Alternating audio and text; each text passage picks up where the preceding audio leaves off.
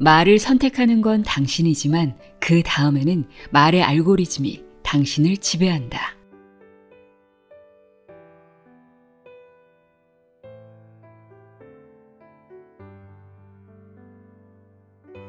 안녕하세요. 나의 소리집 갈피 소리내어 읽다입니다.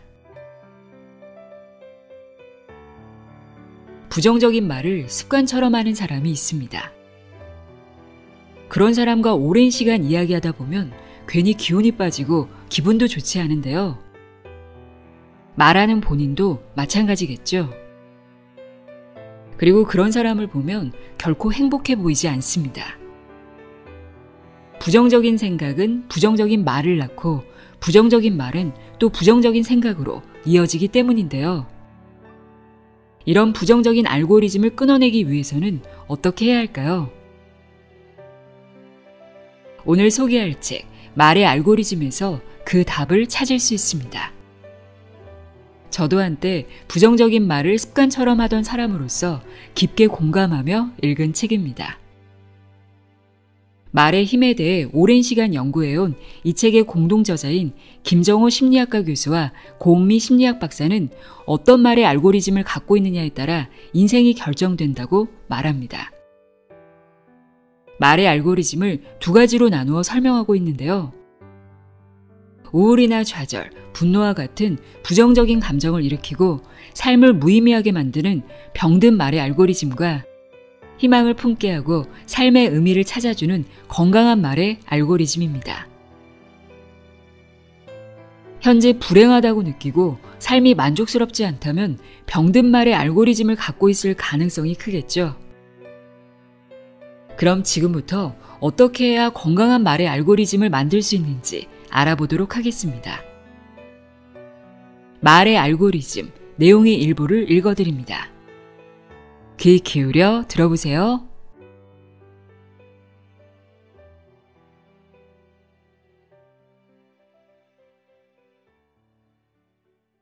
운명을 바꾸려면 말부터 바꿔라.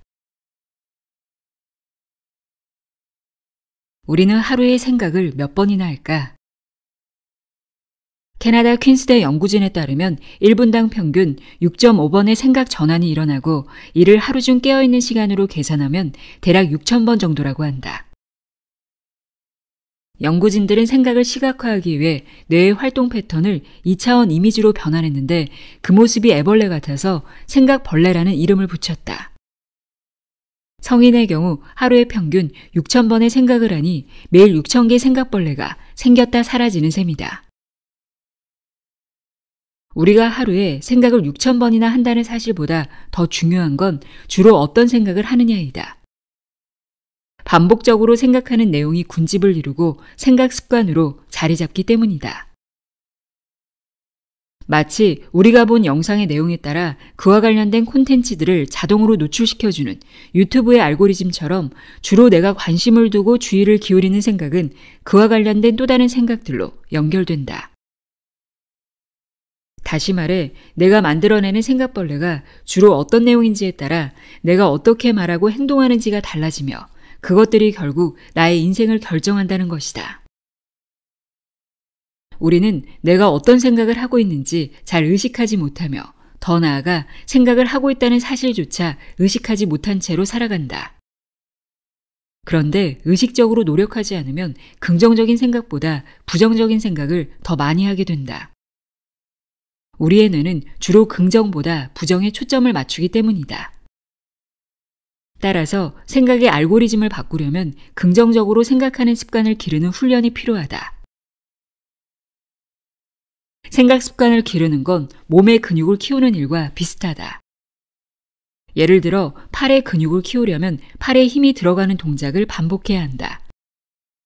자신의 체중을 이용하든 기구의 도움을 받든 반복적으로 무게 저항을 이겨낼 때 근육에 힘이 들어가고 근력이 생긴다. 그렇게 하다 보면 들 수 있는 무게가 점점 늘어난다. 생각 습관도 마찬가지다. 이는 마음의 근육을 키우는 것이라 볼 수 있다. 내가 쉽게 부정적인 생각으로 빠지는 이유는 긍정 근육보다 부정 근육이 더 발달했기 때문이다. 그러니 긍정 근육을 반복적으로 써서 크기를 키워야 한다. 자꾸 긍정적인 생각을 하다 보면 점점 더 긍정적으로 생각하기 쉬워지고 그 빈도 또한 늘어나게 된다. 긍정 근육을 키우는 첫걸음은 자신이 어떤 생각에 주의를 두고 있는지를 먼저 알아차리는 것이다. 이와 관련된 유명한 인디언 일화가 있다. 한 인디언 할아버지가 손자에게 이렇게 말한다. 인간의 마음에는 착한 늑대와 나쁜 늑대가 살고 있단다. 이 둘은 늘 싸우지. 손자가 묻는다. 어떤 늑대가 이겨요? 할아버지는 손자에게 이렇게 대답한다. 내가 먹이를 주는 늑대가 늘 이긴단다. 이때 할아버지가 말한 먹이는 바로 주의다. 내가 어디에 자주 주의를 기울이는지에 따라 이기는 늑대가 달라진다. 자꾸만 부정적으로 흐르는 생각의 알고리즘을 바꾸기 위해 가장 먼저 필요한 것은 바로 나는 지금 어떤 늑대에게 먹이를 주고 있는가 하는 물음이다. 일상생활을 하다가 틈틈이 이 말을 자신에게 건네보자. 그 순간이 바로 생각의 알고리즘이 바뀌게 되는 시작점이 될 것이다.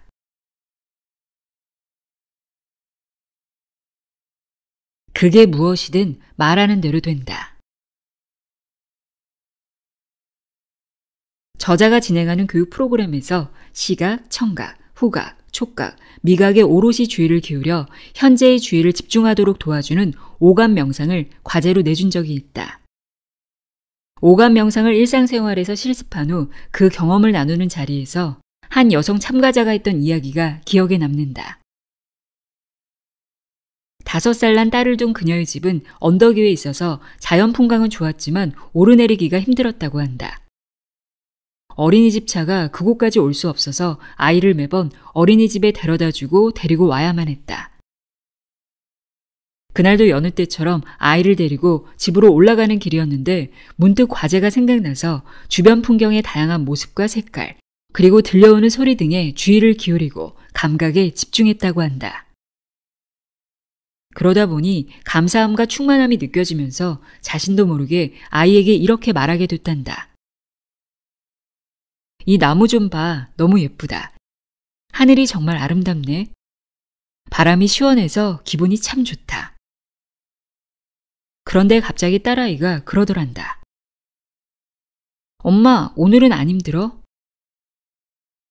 예상치 못한 아이의 말에 잠시 당황하다 엄마가 예전에는 뭐라고 말했어? 힘들다고 그랬어? 하고 물었더니 아이가 응 하고 대답하면서 다음과 같이 말하더란다.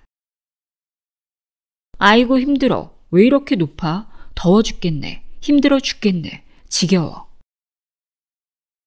더 충격적인 건 아이가 자신의 표정, 말투, 행동도 똑같이 따라한다는 것이었다. 그때 너무 놀라서 아이에게 뭐라고 말해야 할지 순간 멍했다고 한다. 아이를 데리고 비탈길을 오르내리면서 힘들다고 생각한 건 사실이지만 입 밖으로 꺼낸 기억은 없었단다. 그런데 얼마나 자주 말했으면 아이의 예쁜 입에서 그런 말이 나왔겠냐며 자기도 모르게 습관적으로 불평불만의 말을 달고 살았음을 알게 되었다고 말했다. 그녀는 이번 계기로 평소의 생각 습관이 말 습관이 된다는 걸 크게 깨달았다고 했다. 말은 생각을 반영한다.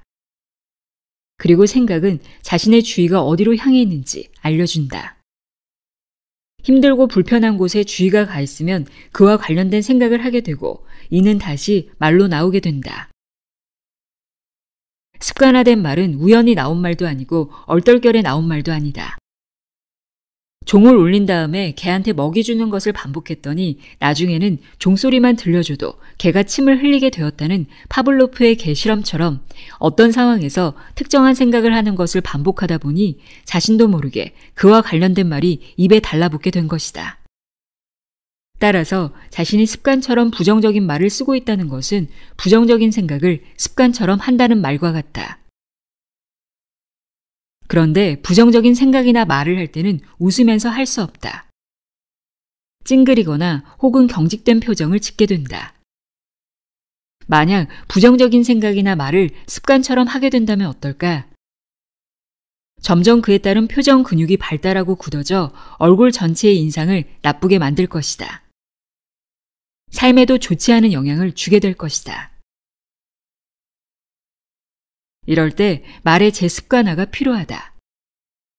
다음의 4가지 행동이 여기에 큰 도움이 된다. 첫째, 나의 주의가 어디로 향해 있는지, 자신이 무슨 생각을 하는지, 어떤 말을 하는지를 먼저 아는 것이다.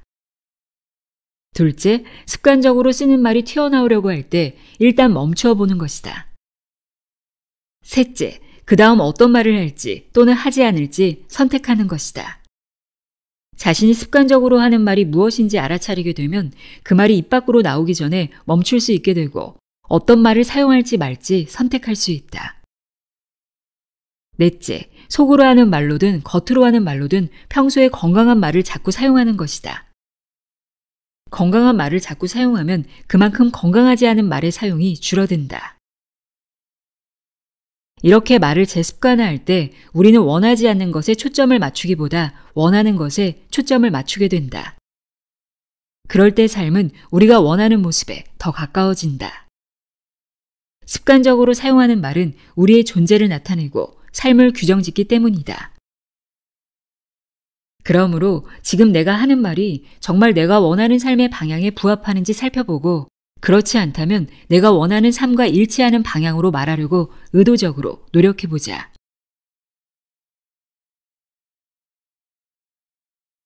부와 성공은 원하는 사람에게만 온다. 개구리와 다이아몬드라는 동화가 있다. 마음씨 착한 동생의 입에서는 말할 때마다 보석과 장미가 나오고 마음씨가 나쁜 언니의 입에서는 말할 때마다 개구리와 뱀이 나온다는 내용이다. 말할 때마다 보석과 장미가 쏟아지는 동생에게는 사람들이 모여들지만 말할 때마다 개구리와 뱀이 쏟아지는 언니 곁에는 아무도 없다. 우리 주변에는 말할 때마다 칭찬, 감사와 같은 아름다운 말이 흘러나와서 함께하고 싶은 사람이 있는 반면 말할 때마다 비난, 험담, 불평, 불만의 말이 쏟아져 함께 있는 것이 곤욕인 사람이 있다. 여러분은 어디에 속하는가? 내 입에서 나오는 말이 보석과 장미는 아닐지라도 개구리와 뱀은 절대 아니라고 확신할 수 있는가? 고백하건대 저자도 그렇게 생각했었다. 그러나 우리가 쓰는 말에는 비난, 험담, 욕처럼 정체가 확실한 부정어는 아니지만 부정어의 역할을 하는 말들이 있다. 이런 말들을 습관적으로 사용하고 있다면 그 역시 부정적인 말을 사용하는 것과 같다. 첫 번째는 부정어로 표현하는 말이다. 자신이 원하는 것이나 좋아하는 것을 넣어 말하는 대신 원하지 않거나 싫어하는 것을 넣어 말하는 것이다. 나는 건강하고 싶어 라고 말하는 대신 나는 아픈 것은 딱 질색이야 라고 말하거나 나는 바나나를 좋아해 라고 말하는 대신 나는 파인애플이 정말 싫어 라고 말하는 것이다. 그러나 원하지 않는 것, 싫어하는 것을 위주로 말하다 보면 그 말이 머릿속에 남아 생각, 감정, 행동에 영향을 끼친다. 그 말과 관련된 방향으로 주의가 집중되기 때문이다. 따라서 부정어로 표현하기보다 자신이 원하고 바라는 것을 말로 표현하는 언어 습관을 들이는 것이 좋다. 알리바바의 창업자 마인의 사례가 대표적인 예다. 그는 부정의 표현을 할 때조차 부정의 단어를 사용하지 않았다. 예를 들어 자신이 불행하다고 느낄 때도 그는 나는 불행하다고 말하지 않았다. 그 말에는 불행이라는 단어가 들어있었기 때문이다. 대신 그는 편안이라는 긍정의 단어를 사용하며 나는 편안하지 않아 라고 말하곤 했다. 두 번째는 대립의 접속사다. 평소에 자주 사용하는 그러나, 하지만, 그런데가 여기에 해당된다. 부정어는 아니지만 이러한 접속사가 사용될 때는 앞의 내용과 반대되는 내용이 오기에 긴장을 가져오고 이는 다툼으로 이어지기 쉽다. 대부분 앞의 말은 부정당하고 뒤에 오는 말은 사실로 인식되는 탓이다. 예를 들어 다음과 같은 문장을 떠올려 보자. 나는 너를 사랑해. 하지만 너는 너무 게을러. 나도 그 일을 하고 싶어. 그런데 나는 시간이 부족해. 이런 표현은 듣는 상대방의 마음뿐 아니라 스스로의 마음의 문도 닫아걸게 만든다. 이때 경직된 마음을 유연하게 만들어주는 접속사가 있다. 바로 양립의 접속사 그리고다. 그러나, 하지만, 그런데 대신 그리고를 사용하면 두 문장이 서로 충돌하지 않으면서 양쪽의 마음이 서로 포용된다. 나도 그 일을 하고 싶어. 그리고 나는 시간이 부족해. 이렇게 중간에 접속사만 바꿔서 말해도 저항하는 마음이 사라지고 마음이 열린다. 더불어 문제를 바라보는 시선에서 새로운 해결 가능성으로 시선을 돌리게 해준다. 세 번째는 단어의 표현 방향이 부정적인 말이다. 같은 의미라고 해도 어떤 단어를 선택해서 사용하느냐에 따라 중립어, 긍정어, 부정어로 나뉘어질 수 있다. 예를 들어 주도적이라는 표현을 생각해보자. 이 단어는 객관적인 표현으로 중립어라고 할 수 있다. 그런데 이 말을 부정어로 표현하면 잘난 체 하는으로 표현할 수 있다. 긍정어로 표현하면 리더십이 있는으로 표현할 수 있다.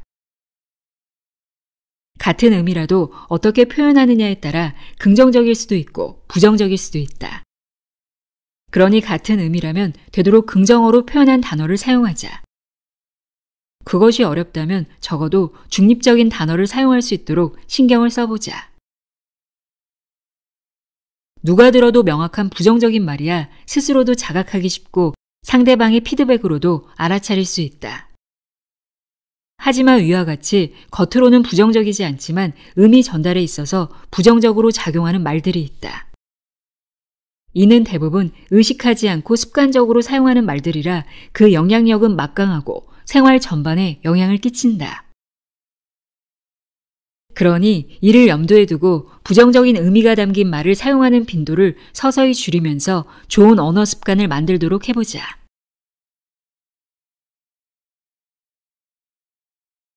걱정하는 말은 현실이 된다. 우리는 일상에서 걱정되고 불안할 때 두렵다고 말한다. 사람들 앞에서 발표하기 두려워, 면접 볼 때 실수할까봐 두려워 등으로 말이다. 하지만 심리학에서는 두려움과 불안을 구분한다. 두려움이란 자신과 주변 사람들의 생명이 실제 위협받고 있는 상황에서 발생하는 감정이다. 이는 현재 일어난 일에 대해 즉각적 반응을 유발하여 생명과 건강을 보호해주는 적응적 반응이다. 예를 들어 길을 가다 강도를 만나 신체적 위협을 당할 때 느끼는 감정이 두려움이다. 반면 불안이란 실제 상황에서가 아닌 위협받을 수 있는 상황이 일어날 가능성을 떠올릴 때 일어나는 감정이다. 길을 가다 강도를 만나면 어떡하지 하는 걱정이 들 때 느끼는 감정이 불안이다. 두려움이 적응적 반응이듯 불안 또한 적응적 반응이다. 건강에 대한 불안, 주거에 대한 불안, 실직에 대한 불안, 실패에 대한 불안 등 불확실한 미래의 다양한 불안을 느끼기에 우리는 현실에 안주하기보단 앞으로 나아가기 위한 노력을 하게 되기 때문이다. 문제는 불안의 강도가 너무 커서 불안에 잡아먹혀 버릴 때다. 불안의 수치가 높아지면 해야 할 일에 집중하지 못하고 그 상황을 피하고자 여러 가지 회피 전략을 사용한다. 하지만 이는 높은 확률로 부작용을 낳는다. 걱정도 그중 하나다. 걱정을 하면 적어도 뭔가를 하고 있다는 안도감이 생기기 때문에 사람들은 걱정함으로써 불안한 상황을 회피하려고 한다. 하지만 걱정은 불안의 크기를 더 부풀린다. 걱정할수록 걱정이 줄어드는 것이 아니라 불안만 커지게 된다는 말이다.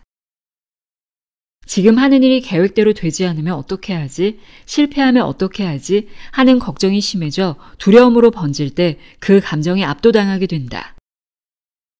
미래에 일어날지도 모르는 부정적인 시나리오를 끊임없이 생각하고 자신에게 말함으로써 마음속이 두려움, 불안으로 가득 차 두려워하는 나, 불안한 나가 되어 그 눈으로 스스로를, 주변 상황을, 그리고 자신의 미래를 바라보게 된다. 그럴 때 선택적 주의가 발동된다. 선택적 주의란 무언가에 관심을 갖고 주의를 두면 유독 눈에 잘 띄게 되는 현상을 말한다. 평소와 같은 조건의 상황이나 환경이더라도 사고 싶은 물건이 생기면 자꾸만 그 물건이 눈에 띄는 것처럼 불안에 가득 찬 눈에는 그와 관련된 주변 단서들이 더 자주 눈에 띄고 그로 인해 불안이 증폭된다. 게다가 기분 일치성 효과로 인해 기분과 일치되는 기억이 잘 떠오르게 된다. 불안해지면 불안과 관련된 기억이 더 잘 떠오르게 되고 이로 인해 더 불안해지는 악순환에 빠지는 것이다. 이와 관련된 사례가 있다. 걱정이 유독 많은 학생이 있었다. 그 학생은 중요한 기말고사를 앞두고 이번 시험을 망치면 어떡하지? 라는 걱정이 휩싸였다고 한다. 처음에는 단순히 이번 시험은 중요하니까 망치면 안 돼. 시험을 잘 봐야 해. 라는 생각이었다. 그런데 시험 날짜는 점점 가까워지는데 공부해야 할 과목은 줄어들지 않았다. 불안해진 그는 과도한 걱정을 하기 시작했다. 시험을 망치면 어떡하지? 라는 걱정은 시험을 망치면 졸업을 못할 거고, 졸업을 못하면 취업을 못할 거고, 취업을 못하면 낙오자가 될 거고, 결혼도 못하고, 돈도 못 벌고 등의 부정적인 시나리오로 빠졌다. 그렇게 시험 기간 내내 책상에 앉아 최악의 상황만 머릿속에 그렸다. 결과는 어떻게 됐을까? 시험 공부를 하는데 써야 할 시간과 집중력을 자신에게 일어날 수 있는 최악의 상황을 상상하는 데 다 써버려 정작 공부를 할 수 없었다. 결국 부정적으로 예측한 그대로 기말고사 시험을 망치고 말았다. 나쁜 상황에 초점을 맞추니 불안이 커지고 그로 인해 정말 나쁜 상황이 일어나고 말았다. 마음의 법칙으로 인해 두려워하는 일은 결국 현실이 된다. 그렇게 두려울 때는 자신에게 일어나면 안 되는 일에 초점을 맞추지 말아야 한다.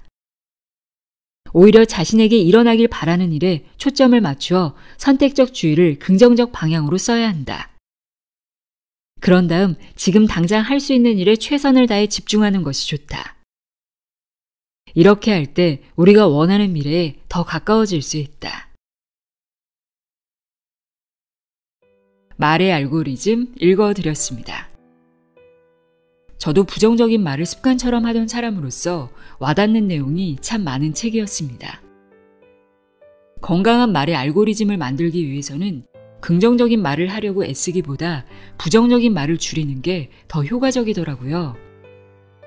부정적인 말이 튀어나오려고 할 때 말을 잠시 멈추거나 자신도 모르게 이미 내뱉었다면 후회하기보다 내가 또 이런 말을 했구나 하고 인식하는 것이 좋습니다. 이렇게 계속 자신의 말에 주의를 기울이다 보면 부정적인 말이 조금씩 줄어들더라고요. 누구를 위해서가 아닌 자신을 위해 스스로에게 기분이 좋아지는 말을 들려주려고 노력하는 그런 하루 만들어 보세요. 오늘도 함께 해주셔서 고맙습니다.